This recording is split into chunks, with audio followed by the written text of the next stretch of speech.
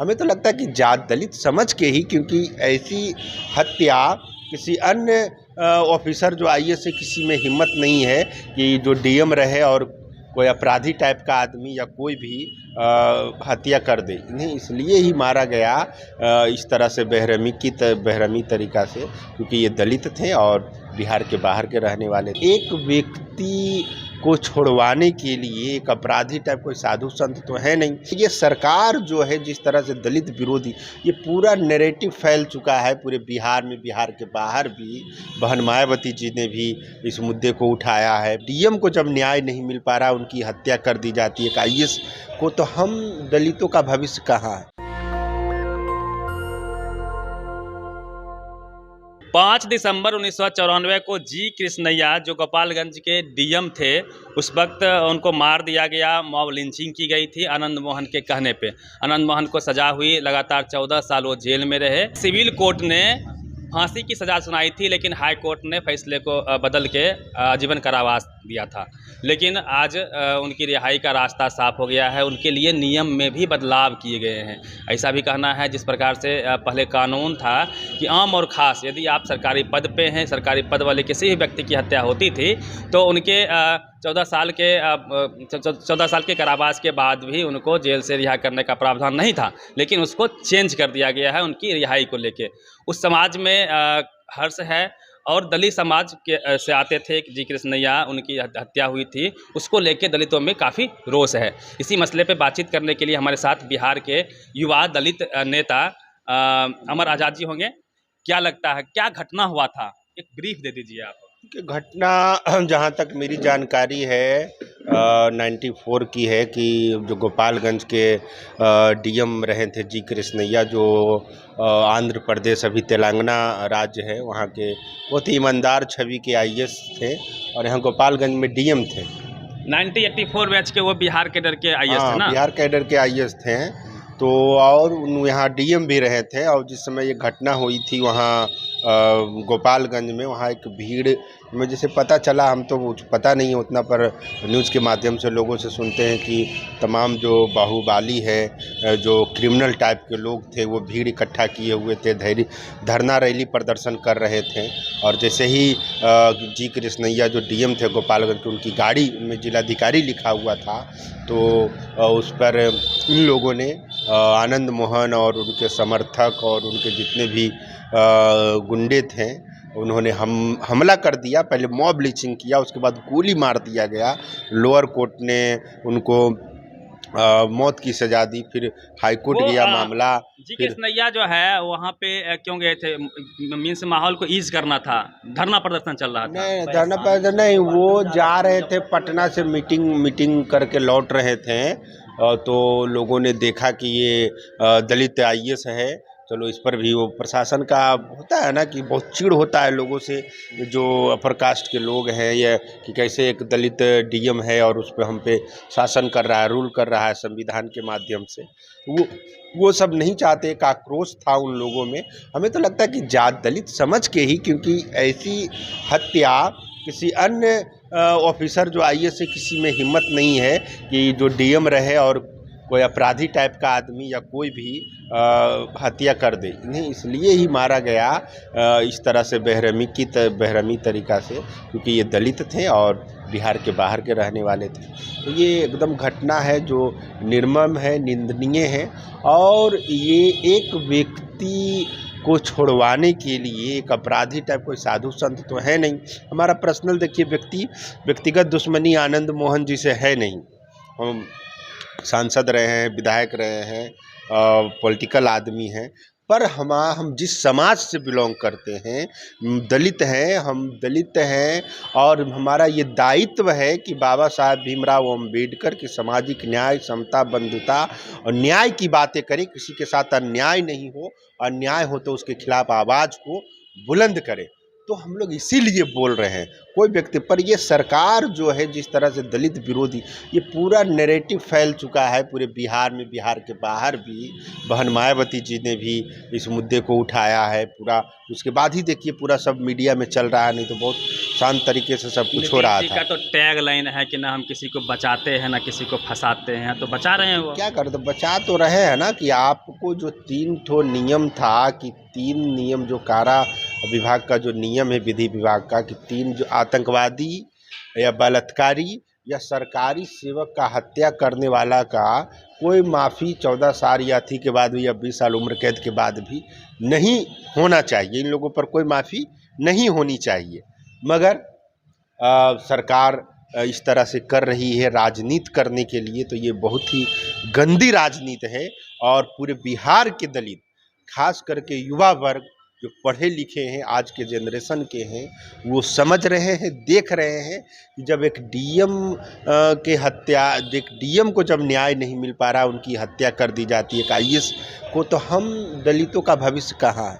हमें कैसे न्याय मिलेगा? उन गरीबों को कैसे न्याय मिलेगा जो दलित समाज के जिनका घर नहीं है, कपड़ा रोटी मकान नहीं, उन सबों को कैसे न्याय मिलेगा? अभी एनसीआरबी का आंकड़ा उठा के आप देख लीजिए तो मैक्सिमम मर्डर, हत्या, अपहरण वो कास्ट बेस्ड होती है। तो क्या लगता है कि इससे जो छोटी जाति के लोग हैं, दलित समाज के लोग हैं, उनमें डर पैदा होगा? बिल्कुल, देखिए डरे हुए लोग हैं, डर गए हैं इस तरह की घटनाएं जो बिहार में अभी देखिए ऐसी बात ये आ रहा था कि आनंद मोहन जी को छोड़ा जा रहा है, तब देखिए एक मुजफ्फरपुर में साहिबगंज के विधायक हैं राजू सिंह, भाजपा के विधायक हैं, उन्होंने एक दलित समाज के सीओ हैं, सीओ और सीआई दोनों को घर पे बुला करके मारपीट किया, गाली गलौज किया। वो सब दहशत में है। National commission for schedule caste के पास भी वो सब गए हैं। देखिए सामाजिक न्याय के नाम पे ये लोग जो राजनीति कर रहे हैं, दलित महादलित करते हैं। बाबा साहेब भीमराव अम्बेडकर ने कहा शिक्षित बनो, तो इन्होंने छात्रवृत्ति खत्म कर दिया नीतीश कुमार जी ने। बाबा साहेब भीमराव अम्बेडकर ने कहा संगठित रहो, तो इन्होंने दलित महादलित करके दलितों को तोड़ दिया। इन्होंने कहा संघर्ष करो, लोग संघर्ष करने लगे तो उनको झूठे मुकदमों में फंसा करके जेल भेजने लगे। एक भी नेता नहीं बोल रहा है, चाहे चिराग पासवान जैसे जो दलितों के सबसे बड़े नेता कहे जाते हैं बिहार में, उनका कोई ट्वीट नहीं है, कोई उनका बयान नहीं है। देखिए चिराग पासवान जी हमारे बड़े भाई हैं, बहुत अच्छा हमारा संबंध उनसे रहा है, हमने उनकी पार्टी में भी काम किया है। पर आप जो बोलते हैं कि दलित नेता वो कभी बोले हैं अपने आप को? बोले हैं? रामविलास पासवान की लेगेसी उनके साथ में है। रामविलास पासवान जी का बात छोड़िए ना, आप बोलिए ना कि वो कभी उनके मुंह से सुने हैं कि हम दलित नेता हैं? नहीं ना सुने हैं।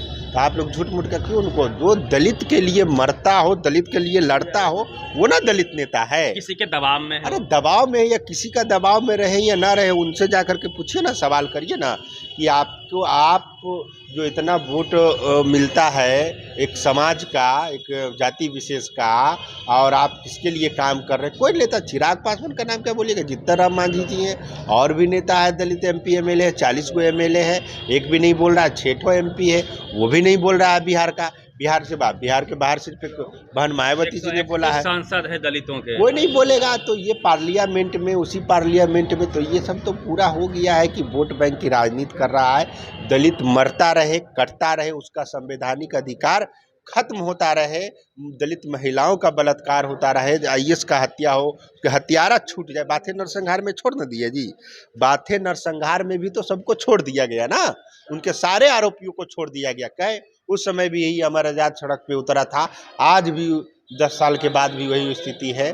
देखिए कि हत्यारों को छोड़ा जा रहा है। हमीर दास आयोग को नीतीश जो राबड़ी देवी ने गठित किया था, वो जो रणवीर सेना के दौरान जो नरसंहार हुआ था, उसको ही भंग कर दिया गया। बिल्कुल, यही सब कारणों से देखिए सत्ता का नशा जो होता है ना, सत्ता का नशा में लोग सत्ता में आते हैं कि हम दलितों को न्याय देंगे, पिछड़ों को न्याय देंगे, उनको शिक्षा, रोजगार, रोटी कपड़ा मकान। जब सत्ता का नशा जब चढ़ता है तो वो दलितों को न्याय देने की बात भूल जाते हैं।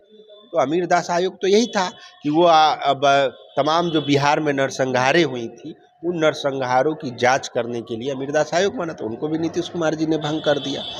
तो नीतीश कुमार जी के साथ रहने वाले दलित, उनके साथ रहने वाले तमाम नेता और लालू प्रसाद यादव जी भी अब हैं, उनको भी बोलना चाहिए। प्रमोशन में आरक्षण कभी ख़त्म हो जाता है कर्मचारियों का, दलितों का, SC ST का, कभी दलित छात्रों को छात्रवृत्ति कम कर दी जाती है। तो ये तमाम मुद्दे हैं जो बिहार में हैं और आगामी लोकसभा में प्रभावित करेंगे। और मैं कहना चाहता हूं कि कहीं न कहीं अगर इस तरह से रवैया रहा इन दलित पिछड़े नेताओं का, तो दलितों का वोट बैंक दूसरे तरफ ट्रांसफर। आश्चर्य ये है कि बीजेपी भी साथ दे रही है।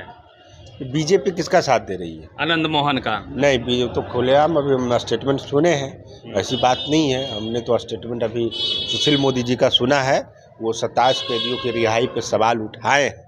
नहीं, विजय कुमार सिन्हा का स्टेटमेंट अभी आया है। विजय कुमार सिन्हा बोले होंगे, वो उनका हम नहीं जान रहे हैं, पर जो मुख्य लीडर है बोले पूरे सरकार को माफी मांगना चाहिए कि आपने जेल में कैसे रखा। हाँ, तब वो सवाल सही कह रहे हैं कि आप इतना दिनों तक क्यों जेल में रखे तब भाई, जब आपको एक दिन। तो ये तो सीधा सीधा देखिए राजनीति है, राजनीति के तहत ऐसा किया गया है और उन लोगों को ये समझ में नहीं आया। इसके पीछे वोट बैंक है, राजपूतों का वोट बैंक है। राजपूत कितना प्रतिशत बिहार में, हमको तो समझ में नहीं आ रहा है। 16% बिहार में दलितों की आबादी है, अब बढ़ करके 22% लगभग हो गई है। देखिएगा जाति जनगणना आ रहा है, पता चल जाएगा।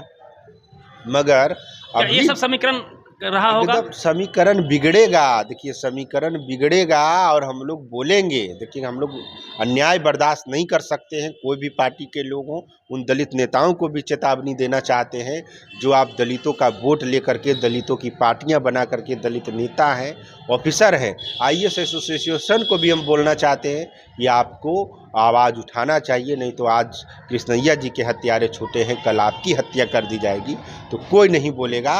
और संविधान के तहत ये सरकार चलनी चाहिए और इसमें राजनीति नहीं, गंदी राजनीति इन लोगों ने किया है दलित की हत्या पर। क्योंकि दलित का कोई है ही नहीं बिहार में।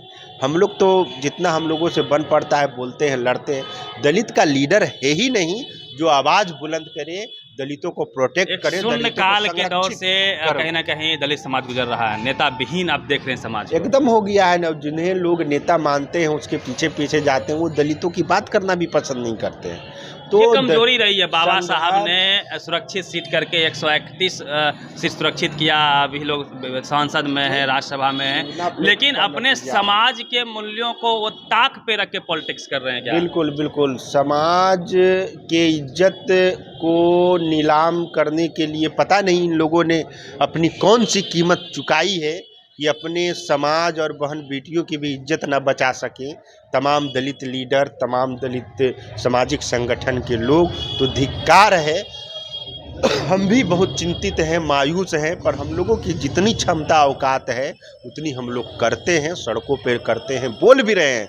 कोई नहीं बोलने वाला, आपने देखा होगा कोई बिहार से बोल रहा है, कोई दलित MLA MP, हम लोग बोल रहे हैं। हम लोगों को भी डर है, चिंता है, सब कुछ है, मगर ये गलत हो रहा है। इसके खिलाफ सभी लोगों को आवाज़ बुलंद करने की आवश्यकता है। अगर आवाज़ बुलंद नहीं करेंगे तो आने वाले दिनों में दलितों की हत्याएं और बढ़ेगी, खास करके कर्मचारियों के साथ शोषण और बढ़ेगा। चलिए मैं बता दूं कि आंध्र प्रदेश से आते थे, फिलहाल तेलंगाना से आते थे वो, और जिस प्रकार से आज आनंद मोहन रिहा हुए हैं, आपकी क्या प्रतिक्रिया, आप क्या सोचते हैं, क्या दलित नेताओं को बोलना चाहिए? जिस प्रकार से बाबा साहब ने सुरक्षित सीट करके लोगों को संसद पहुंचाया कि वो वहां पे अपनी आवाज़ को बुलंद कर सके, लेकिन अभी का जो दौर है उसमें आप ऐसा महसूस कर सकते हैं कि नेता अपने समाज के मूल्यों को ताक पे रख के कहीं ना कहीं पॉलिटिक्स कर रहे हैं। उसी का नतीजा है कि आज कोई बोलने वाला नहीं है। पूरी बातचीत कैसी लगी, अपनी प्रतिक्रिया जरूर दीजिएगा।